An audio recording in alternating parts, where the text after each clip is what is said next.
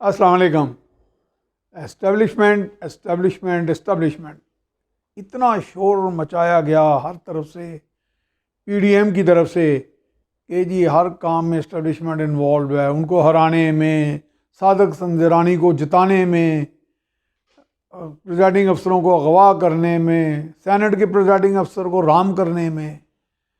और बीच में बातें कुछ और निकली, हमारे कुछ तज्ज़ियाकार जो हैं वो फिर इनमें से कोई और चीज़ें निकाल लेते हैं, कोई और तज्ज़िया बना लेते हैं। उन्होंने कहा कि जनाब ये तो स्टैबिंग इन द बैक है, स्टैब किया गया है, यानी पीठ में छुरा घोंपा गया है।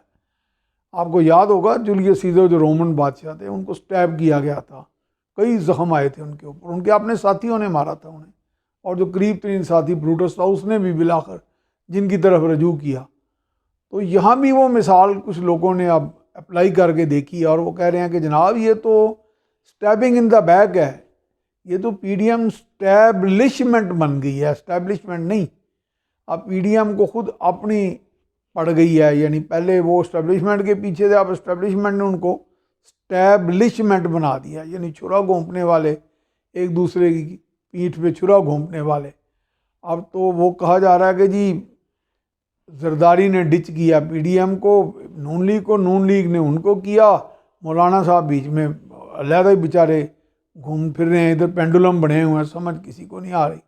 बहरहाल जो भी ये साइंसेज हैं, इलेक्शन साइंसेज हमारे मुल्क में, मेरा हाल इस पर कोई नोबल इनाम मिलना चाहिए हमारे सिस्टम को कि दुनिया का सबसे अनोखा सिस्टम है। अचानक लोग प्रिजाइडिंग अफसर गायब हो जाते हैं, 51 लोग नाश्ता करते हैं, अंदर जाके वो 44-45 कुछ रह जाते हैं, 5-6 एकदम चंद घंटों में ही आप उनका ईमान ताज़ा हो जाता है, ज़मीर जाग पड़ता है। और पता नहीं वो अब उनके पास एक उज़र भी है कि जी जब खुफिया राय शुमारी होती है, जब खुफिया वोट होता है, तो उसका मकसद ही ये होता है कि जो मर्जी जिस मर्जी कैंडिडेट को दे। आप देखें ना, तो इसमें आप एस्टेब्लिशमेंट को किस तरह मुर्द इल्ज़ाम ठहराएंगे? अगर आप उनको ठहराएंगे तो एस्टेब्लिशमेंट या उनके साथी या हमदर्द जो हैं या सपोर्टर्स को कहेंगे ये तो स्टैब्लिशमेंट ने किया, इन्होंने एक दूसरे को स्टैब किया इन द बैक, और जिसकी वजह से कुछ उनके लोग पीपल्स पार्टी के बीच में से निकल गए, कुछ दूसरी जमात के निकल गए, तो वोट पूरे पड़े ना यूसुफ रज़ा गिलानी को, तो लिहाजा वो चेयरमैन सेनेट मुंतखब ना हुए।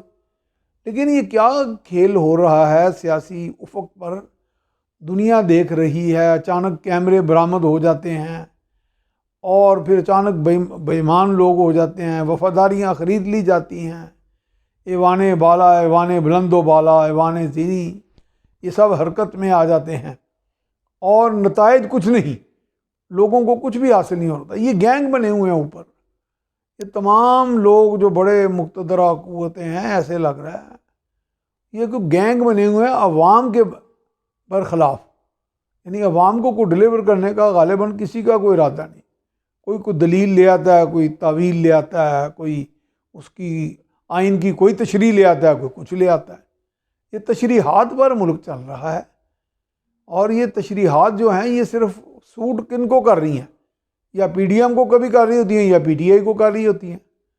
और हमारे यहाँ एक ख़ास एक रट लगाई जा रही है जी इदारों को बदनाम ना करें, जैसे अब कहा जा रहा है जी मरीम नवाज इदारों के ख़िलाफ़ बोल रही हैं। भाई इदारे ख़िलाफ़ बोल रही हैं, अगर मुल्क में गदर मचा हुआ है, आम आदमी पिस रहा है और इदारे इतने नेक पाक हैं और इतने अच्छे हैं, इतने कारकर्दगी दिखाने वाले हैं, इतने कॉम्पिटेंट हैं, तो फिर इदारों को भी लोग मुर्द इल्ज़ाम ठहराएंगे। यहाँ मुकाबला मेरा और इदारों का नहीं है, मुकाबला अवामुन नास का और इदारों का है। तो अवामुन नास के लिए क्या किया गया? तो ये मेरा ख्याल है अवामुन नास को भी उस टाइप किया गया। तो ये सारा मुल्क ही जो मैं समझता हूँ पूरा सिस्टम इस्टेब्लिशमेंट बन गया है against the people of Pakistan, अवाम के ख़िलाफ़।